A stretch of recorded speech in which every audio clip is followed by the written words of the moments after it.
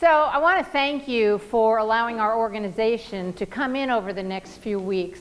One of the most important things that we feel has to happen is that the entire community needs to understand dementia and become dementia friendly so that everybody knows how do you approach someone with dementia.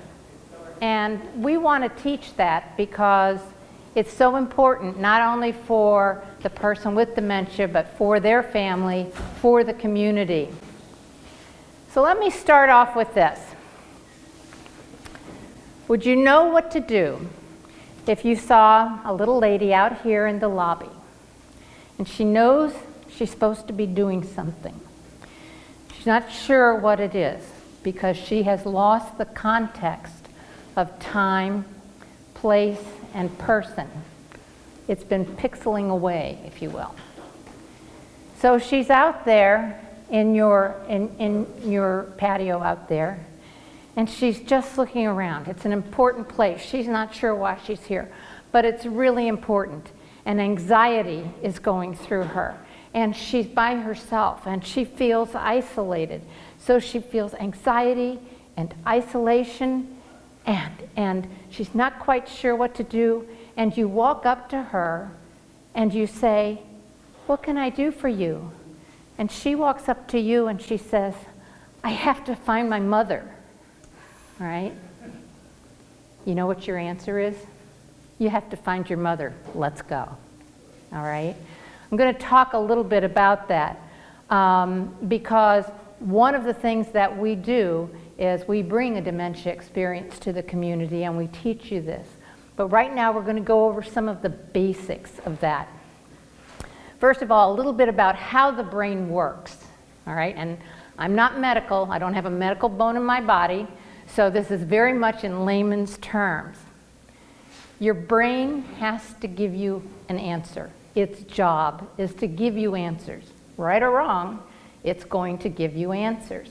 And the way it does that is it processes the data from your 5 senses and from your emotions. So 6 forms of data go into your brain. Generally, it lands in the short-term memory called your working memory. And generally, you can hold 5 to 8 things in there.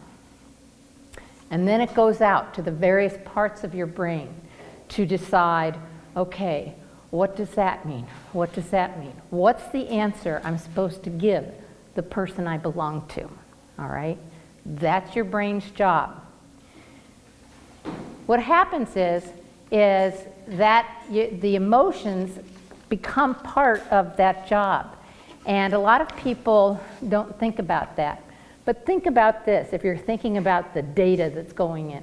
If your eyes see a dark alley, and your ears hear footsteps, and your emotions are doing this, the brain puts this, and this together, it's the equation, comes up with the answer. Get out of there, right? Now, if your eyes saw that same dark alley, your ears heard those same footsteps, and your emotions are calm, your brain might come up with a different answer for you. Something like, let's go see what's down that alley. All right, so what happens is the emotions inform every answer that our brain gives us. But we learn as we become emotionally mature, and some of us do that better than others, we learn how to filter those emotions. For example, if this was a group of 8,000 people, and I'm on the side of a stage and I have to go out and talk to you, and my emotions are saying, I don't want to do this, right? My cognitive, which is all those areas on that umbrella, on that first sheet there, all those cognitive areas are going to filter that emotion, and they're going to say, put on your big girl pants. This is your job. Get out there and start talking, right? So we've learned how to filter all those cognitive areas of our brain, start to filter the emotions and put them in context. If you look at that umbrella there, all of those different areas, judgment, initiative, memory, insight, self-awareness, how the world is affecting us, how we're affecting the world. Strategy, bill comes in, we write the check, we put it in the envelope, we take it to the post box. Those, when you're doing things where you have to hold them in your head, that's a little abstract thinking, all right? Language, how do you have to put things? It's extremely complex. Orientation to time, place, persons. These are all the areas where we filter those emotions so that as we grow up, and we're very, very wise, we learn how to handle those emotions. A little word about this graphic here with the umbrella. That term dementia, we get asked all the time. What's dementia? What's Alzheimer's disease? What's the difference? Are they the same thing? That term dementia means cognitive decline to the point that you can't live your life normally. Sometimes before that, doctors will talk about mild cognitive impairment, which, by the way, can just stay mild cognitive impairment. But that just means your cognitive areas are a little lower than they should be for your age, but you're getting through your life. You're able to do it. You've got the pill box. You've got the little Post-it notes. You know, you've got your little things in order so that you can still live your life normally. Dementia means you can't live your life normally. You can't self-care properly. You aren't necessarily safe. You absolutely shouldn't be driving. And there's a lot of cause. So dementia describes the mess that's going on, all right? And there's a lot of causes for dementia. 70% of the time, it's Alzheimer's disease. Now that statistic might change as they become more and more aware of the different causes of dementia, but right now that's the statistics that's used. And Alzheimer's disease is a progressive disease. It basically means the brain is dying. Think of it pixel by pixel by pixel, just one cell at a time, and it is progressive. There's two forms of Alzheimer's disease, early onset and then just regular Alzheimer's. Early onset means somebody is going to start this disease around age 50, very early. And that's also called familial Alzheimer's. That's the one that they relate more to genetics. A lot of people will say, if my mother had it and my father had it and my aunt had it, am I going to get it? Well, actually, the biggest risk factor is aging. But with early onset, they connect that directly to genetics. And if somebody has that, they will almost always say to the children, go get some genetic testing, you know, if you want to know. Another cause for dementia is vascular. TIAs, strokes, anything where the blood isn't getting to the brain.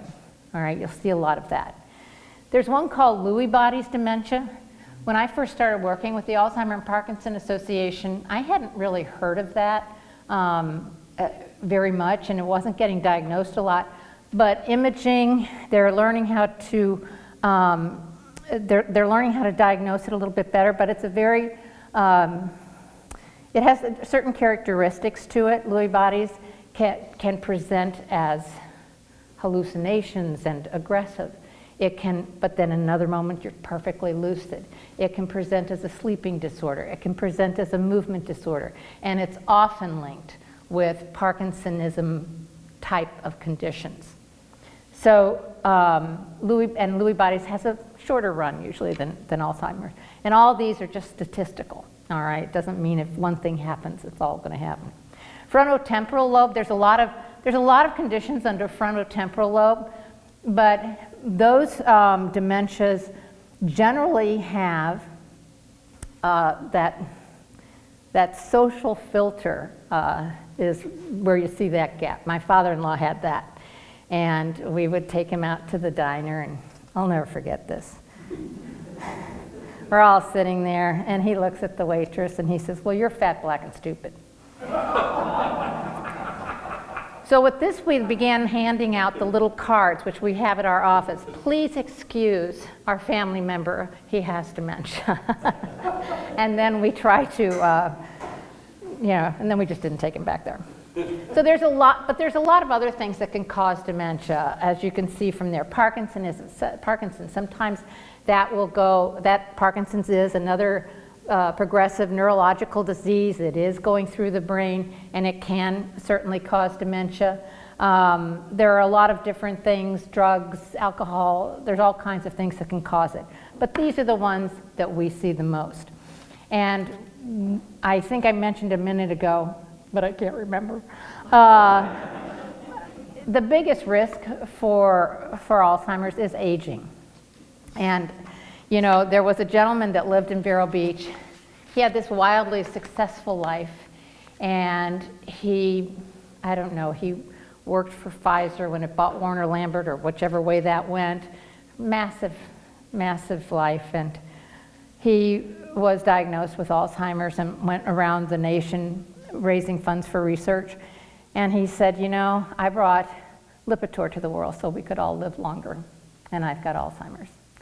So, you know, they are still doing research. I can't speak too much to the research. They come out with things from time to time. They have a lot of studies going on. There's so many different ways those studies can go. As of right now, there isn't a cure. Now, let's get back to the little lady, all right? We talked about emotions, right? The emotions are coming, if there's nothing that's going to filter those emotions, and someone has dementia, so those cognitive areas are weaker, what do you think the strongest thing, input, that the brain has to give you an answer? It's your emotions. So one of the things that we try to teach everybody, it's pretty simple. When you're dealing with someone with dementia, the most reality is not the goal. It's just not the goal anymore. You can't reason with a brain that can't reason. The goal is positive emotions. So the little lady, I have to find my mother. You have to find your mother. First strategy, repeat exactly what they said. Repeat it right back to them. It puts you in their world. That's where you need to be. And you don't want to sit there and say, your mother died. You don't want to sit there and say, oh, she hasn't been here for years. No reality. This is so hard for spouses who have been married forever, and their relationship is based on, I tell you the truth, I reason with you, and sooner or later you'll see my point of view, right? Pretty soon, you know, I know exactly all your touch points, and I am going to be right on this one. Well, I'll give you a little bit on that. It's all about the emotions. So you don't reason with a brain that can't reason. You start from where they are. And your whole goal is positive emotions, joy. There are moments of joy to be had. They're just in different places than they used to be. So we're talking with, you say, you know, all right, so positive emotions, how do you get there? So I have a simple strategy in there. It's very simple. That means it's simple for me to tell you. It's not as simple to do. So the first thing is, I have to find my mother. You have to find your mother. Okay, oh yeah, she was just here. So you repeat, you have to find your mother. She knows that you're talking, and then you're going to reassure her. And it's called therapeutic fibbing. It's therapeutic for her, it's fibbing for you, all right? And the whole idea is that you want her to have positive emotions. Mom was just here. She had to go out for a little bit, but she said that we could go over here and have some tea. And by the way, do you have your mother's eyes? Because that looks so good on you. That color looks great. Everybody says you're the best dresser, all right? So it's you validate, you repeat exactly what they said, you reassure them with therapeutic fibbing. Nothing has to be based in reality at all. That's where the best thing to do, try to have fun with that. It's kind of like improv, right? And then you're going to redirect. You don't want to just redirect their attention. You know how you did that with your kids? You redirected their attention. You want to redirect their emotion as well. So a shallow compliment, something here and now, something that they're wearing, something that the way they laugh. My mother-in-law, we went to see her, and she was going around, and she was packing, and she was taking things out. And this is a woman who ran a house like a German train. She just, everything was organized. She had 5 kids. They were all 1.5 years apart. They were like this. The laundry was done. Husband comes home. She goes upstairs, puts on her lipstick. Dinner came out at a certain time, right? So she's trying to organize. She's trying to organize. She doesn't know when it is. She knows she has to move. She knows she has to move. Nana, what's going on? I have to move. I have to move. Nana, you are doing such a good job. Oh my gosh, you're so organized. All my life I've wanted to be as organized as you. Come on over, let's have some tea. Luckily we don't have to do this for a little bit more time yet. Come on over here. Tell me, how did you ever get so organized? All right, compliment, a shallow compliment. Shallow conversation that's fun-loving, that's uplifting, doesn't have to be factual, is where they can thrive. That's what you have to think about. Shallow conversation. If you think about, do you remember this? Or what's his name? Or what year was that? Think of facts like hard needles, all right? Facts are hard. Ask opinions. Opinions are soft. Opinions are easy.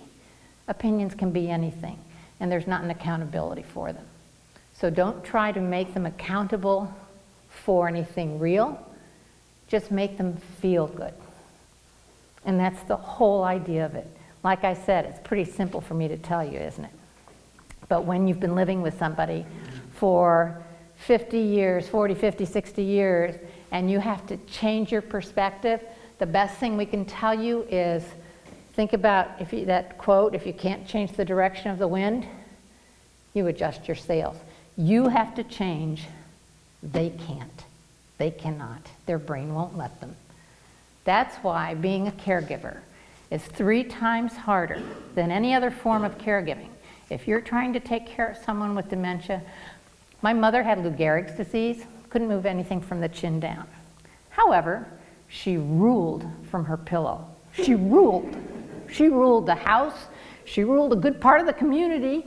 She certainly ruled all of us from her pillow. She still had her cognitive ability, so that was fine.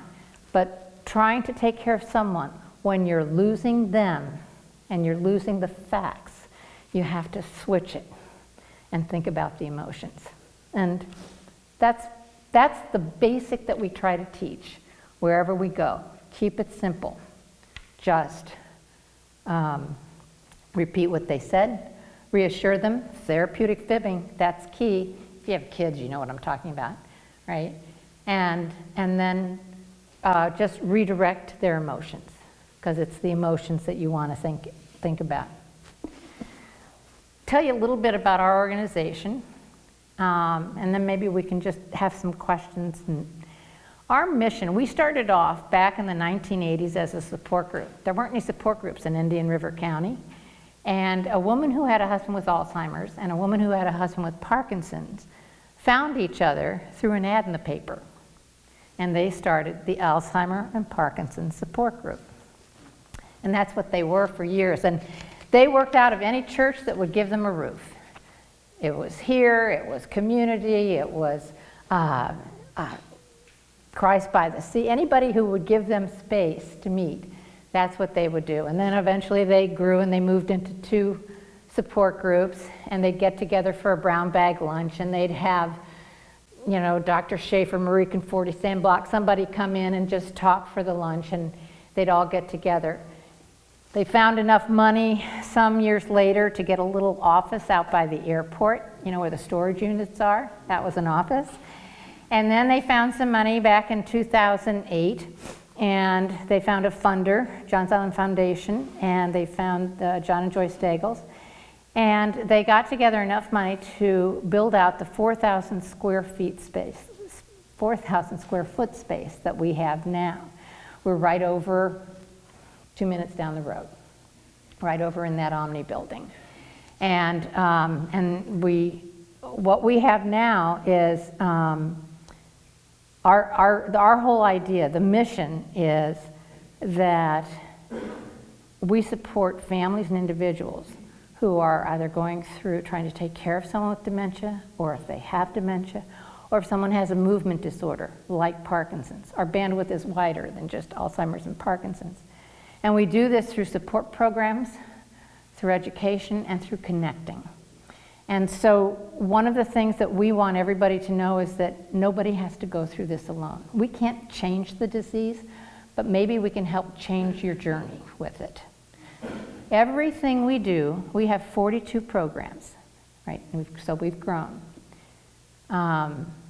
which is pretty good. In 2009, we didn't have any programs, we didn't have any money, and we couldn't even pay the rent. And we had a really good landlord who gave us forgiveness. But so we've been growing and developing programs, and so we have 42 programs, and everything we do is free of charge, everything. And the way we do that, we have our operating budget, just so you know, we have it's about $900,000, and all of our funding comes through the philanthropy in this county, and we are for Indian River County. So if you're a resident of Indian River County, there are 42 programs available to you. And I'll go through those in a minute. So memory, movement, that's the two areas that we serve. For memory, one of our kind of iconic programs is called Social Respite. It's social for the person with dementia, it's respite for the caregiver. So we have this program that goes from 9 to 3, 5 days a week at this location, 2 days a week over on the island, 1 day a week in Sebastian, and 2 afternoons a week in Gifford. So we're growing. And it's activity-based. The way we can do this is we're not daycare, we're not medical, we can't help someone in the bathroom, we're not hands-on. This is engaging activities. The slice of the population, of the dementia population we can serve with this are those who are physically independent, but they just need that environment. And it's all about the environment. The idea is when you walk in, how did we make you feel? And so if you come in, and this morning, I was right by the front door, and we've got our folks that are coming in for the social respite program, and what they know is that this is okay. It's happy. You walk in, the first thing we say is, "Oh my gosh, you look great today. I'm so glad you're here." Or it's, "Oh my gosh, they're waiting for you. The party's ready to start." So it's uplift. And then we've got exercise, we've got music, entertainment, we've got trivia games, we've got movies, we've got bingo, we've got art from the art museum, we've got music therapy from the V&A, and so there's a lot of different activities, and some of it kind of changes depending on the mood of the group, but the idea is engagement. They go home at 3 o'clock, they bring their own lunch, and we serve it to them, and it's just, really, if you want to get your happy on, I do that throughout the day. I'll just get out from my office and go in there and just dance, play, for a minute or two. And the whole idea is that it's fun, it's positive. It's to make them feel good about themselves.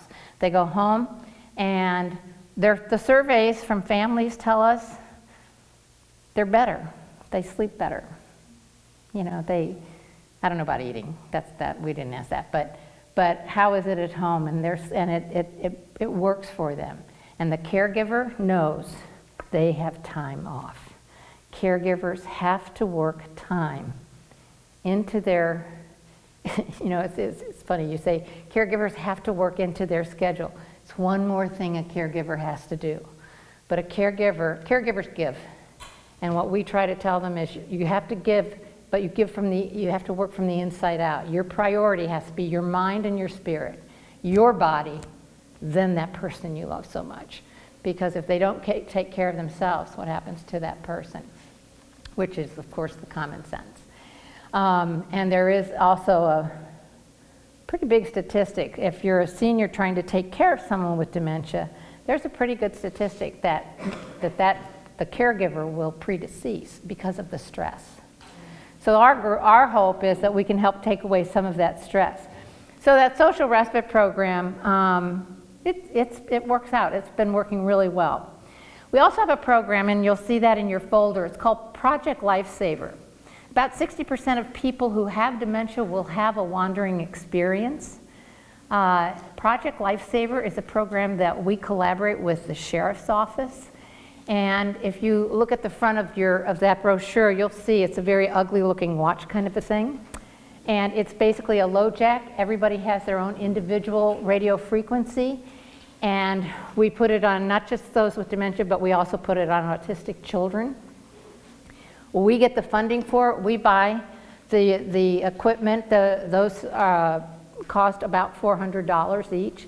So we get funding, we buy them, we make sure the batteries are clear. Every 2 months we call them, make sure they come and get the batteries, that the signal is strong. The idea is it's not GPS. The caregiver can't find them. If they wander, look around the house and then you call 911. And the Sheriff's Office has the receivers. They also have access to the database that we've put together with their picture and their history. And on the phone, the first thing they'll ask, what were they wearing? When was the last time you saw them? They have the receivers that they can put in the helicopter and the cars, and they can find them in 30 minutes. So it is exactly that, a Project Lifesaver. We also do memory screenings for free. And if you're over the age of 50, you should have a memory screening. And what that is, it's not as terrifying as you might think. Although I have to tell you, I was there for about 4 years before I would do one. Because it's just like, oh my God, and I don't want anybody in my office doing that, so I actually went to the memory disorder clinic just to make sure.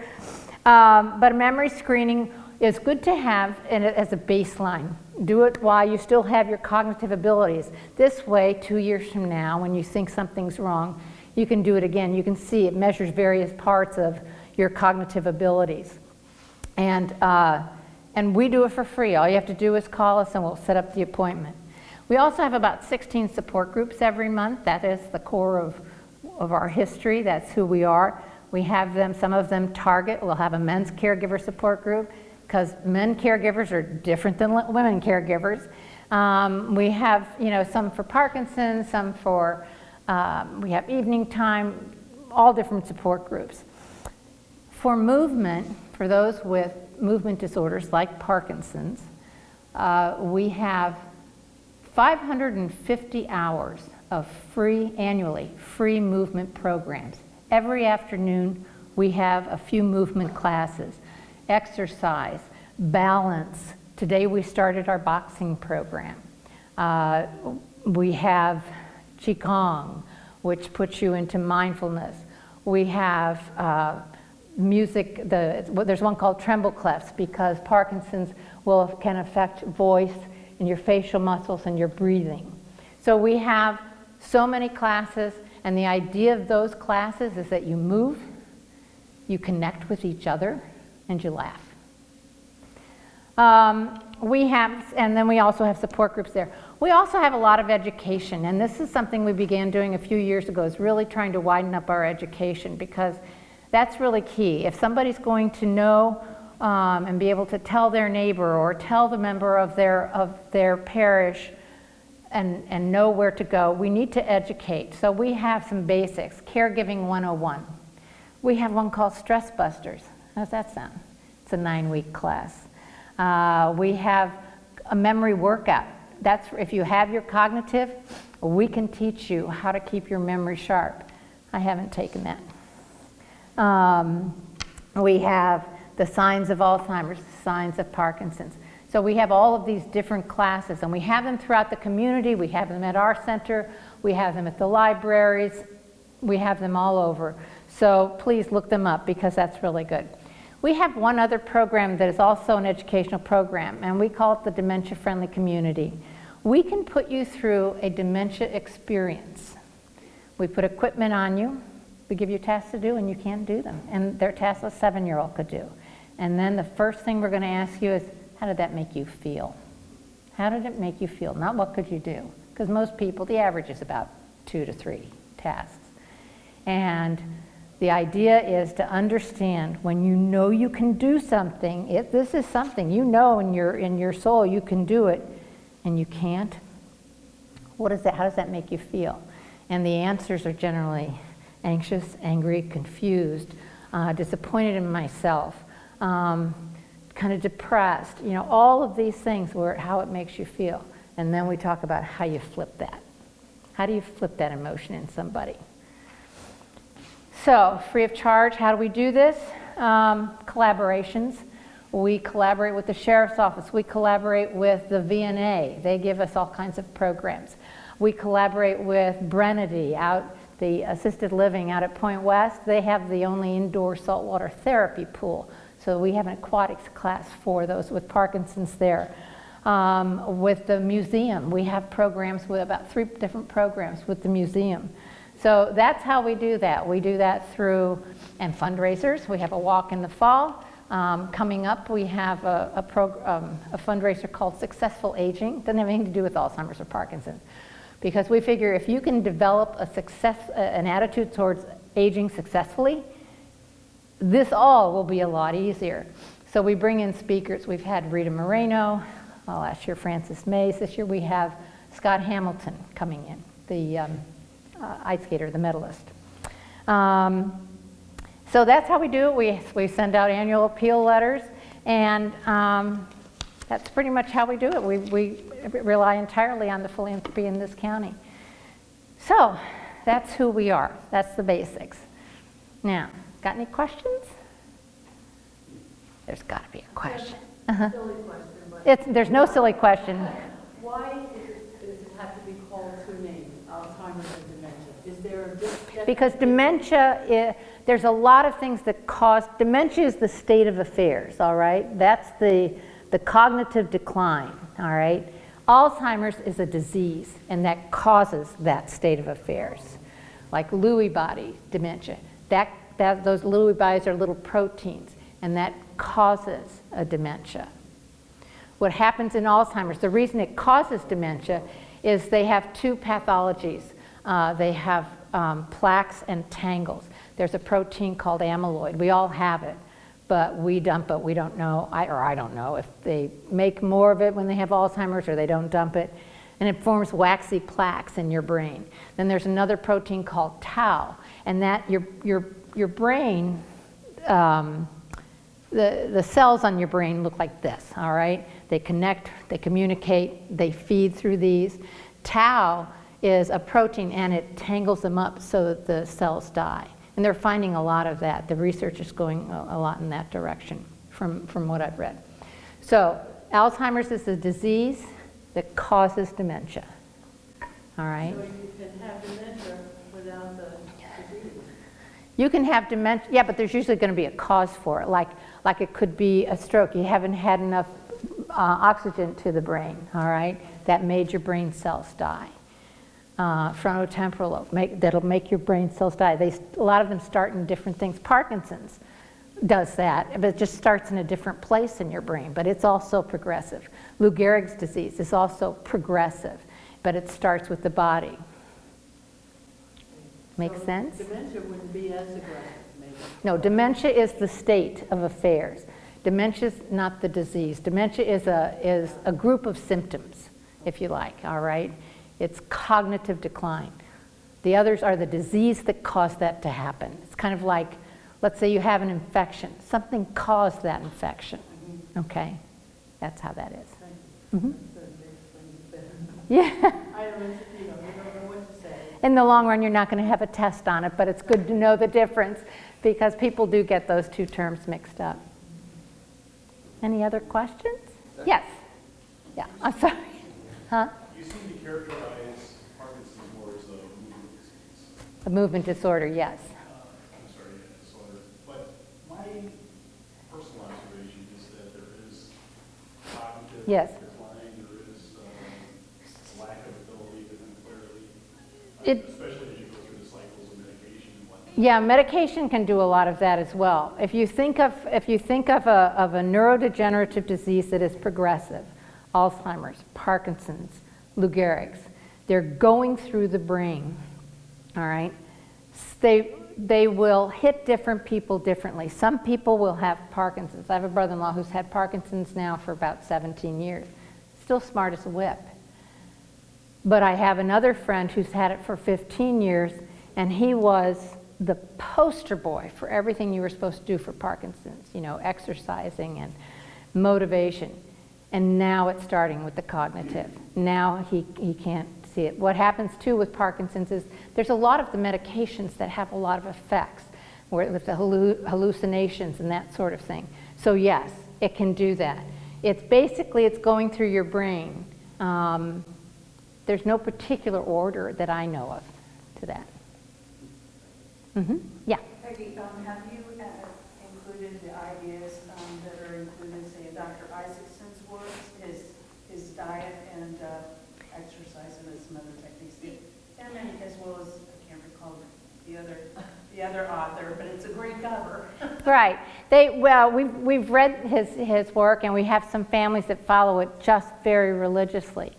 We follow what we tell, because we aren't medical, but what we tell families is, because all the doctors that we've had come in to speak and the researchers have all said basically the same thing. Because somebody will say, what about coconut oil? You know, you read about coconut, or what about this? I remember asking about coconut oil, and the doctor looked at me and he says, well, I don't know, how do you feel about putting lard on your heart? So, okay, kind of put a perspective about it. But basically, what all of them agree on is if it's good for the heart, it's good for the brain. So that means a good diet, and most of them will say the Mediterranean diet. They will all say exercise. With Alzheimer's, with dementia, with movement in particular, exercise, exercise, exercise. So those are the things that they agree on, plus trying to keep your mood up. With Parkinson's, depression is a huge factor with Parkinson's. And so part of what we try to do is to keep everybody motivated to do what's good for them, to do all that movement. How do you help someone that is not quite ready to accept or deal with, whether it's, you know, usually you're catching it, hopefully you're catching it a little bit early. Yeah. Do you have any suggestions for that? So I always think you have to talk with the family, all right? You never have to explain to someone that they have dementia, ever, ever. What you want to do is talk to the people around them. How can they support them? What can they do for them? How can they help the caregiver for that person? And the earlier people can catch this, one of the reasons they say that, because people will say, well, so you caught it, so big whoop, there's no cure. I was asking the neurologist on our board, you know, they give Aricept and various medications to people. If you can do that early on, she explained to me, and again, I'm not medical, that those medications help the healthy cells function at their best. So you want that person going for their best for as long as they can. And then what you really need to do, though, is to talk with the family around them, their family and friends. And we've done this. Bring in friends. We'll all sit at the table. We'll teach you. And then let's all talk. How can you help this family? How can you help this couple? There's also that social stigma. Yes. And we find this, and this is always interesting, those particularly who have a wonderful social life will say, when do I tell people? And I will tell them. They know. They know. So the thing is that you don't, you want to make sure that you're there and that you are armed with the tools of understanding just the basics so that you can help that family through. People don't like to tell anyone that they have dementia. People don't like to tell anyone they have Parkinson's. They feel like they will be treated differently. And my mother-in-law, when she first learned, she had a lot of her cognitive abilities, and she said, basically, she told her friends, if I fall down the street, I expect you to help me up. So let's talk about how you can help. And so I think when it comes to that, it comes to the people around them, and the community of your church is extremely strong to be able to say, here's a resource. Let's talk, and then when you come into our place, what we try to help you with is, what's the plan? What do you need now? What do you need later? It's not necessarily going to be one of our programs, but here are some of the options. Here are some people you can talk to in the community that will also have the resources. It's somewhat frustrating to you all that there hadn't been a breakthrough, and and the fact that they've been so myopic on all the government funding, all the medical school grants are all about plaque. And they haven't really Right. spent any money on tangles at all, and now. Now they're it's- finding. Now they're finding that we've been spending all this time, all this money on the plaque thing, and none of that stuff's worked. You know, frustrating, sure. We would like nothing more than to be out of business. About a year and a half ago, there was this big breakthrough and big hoopla about this drug that came out, and I called as many neurologists as who would take my call, and I said, what do you think? And every single one of them said, the studies were too small, they weren't conclusive. Somebody goes on this, they have to pay for it, so they're paying for the study, and in 10 years it'll be approved. I think that whole hoopla was probably about getting more research money in. If they don't have victories, it's hard to get people to invest. On the other hand, if you think about the statistics that this is going to be tripled by the year 2050, you know, research, they got to keep going. The University of Florida, Dr. Michael Oken has a center of excellence up at the University of Florida, and they do a lot of the research, and he said there is so much we have to learn.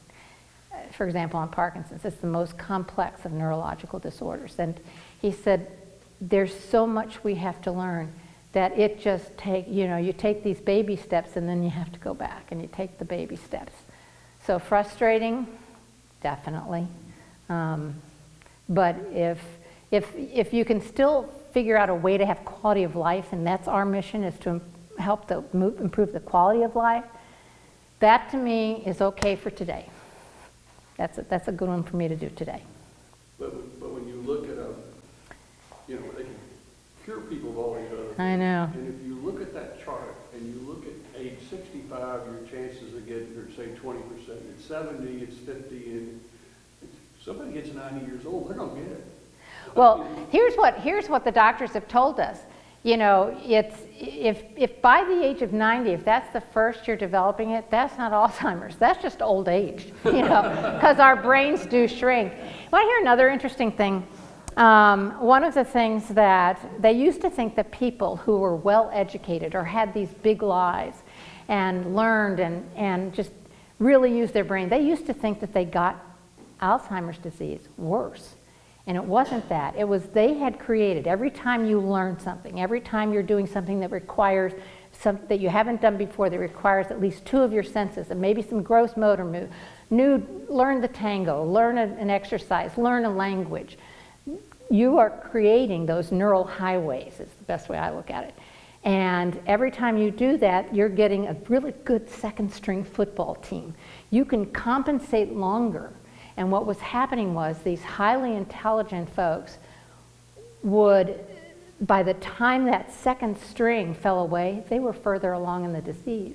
So they thought that they got it worse. It wasn't that, it was that they could compensate longer. Yeah, yeah. They could hide it. They had enough connections in their brain to really help them. Somebody had a question over here. No? Yes. Just I'll tie on breakthrough through nutrition drugs and medical this here. But there's a friend with Parkinson's who just had some neural implants. Yeah, that's called deep brain stimulation, and and that's also really good for people that have essential tremor. When I first started working here in 2009, University of Florida told us they did so many of them there, and they said only 25% of the people who come in are actually candidates for that. You know, it's youth, it's age, it's all that. Now it's up to about over 50% of the people that come in because they've learned it better and they know how to do that better. And it particularly works with contractions and tremor, not necessarily with the slowness or anything like that. Yeah, it is amazing. When it works, it's amazing. There's another thing that they showed us was a woman who had, I guess it was essential tremor, and she was so contracted and so tremoring she couldn't move. You put music on and she could dance. And that's how she got through the house. She danced all the time and she could do it just fine. It's just amazing. The brain is amazing. Any other questions? So next week, I think you have the difference between normal aging and dementia. So let me know how I score on that one. Anything else? Thank you. Thank you for coming. Thank you for having us.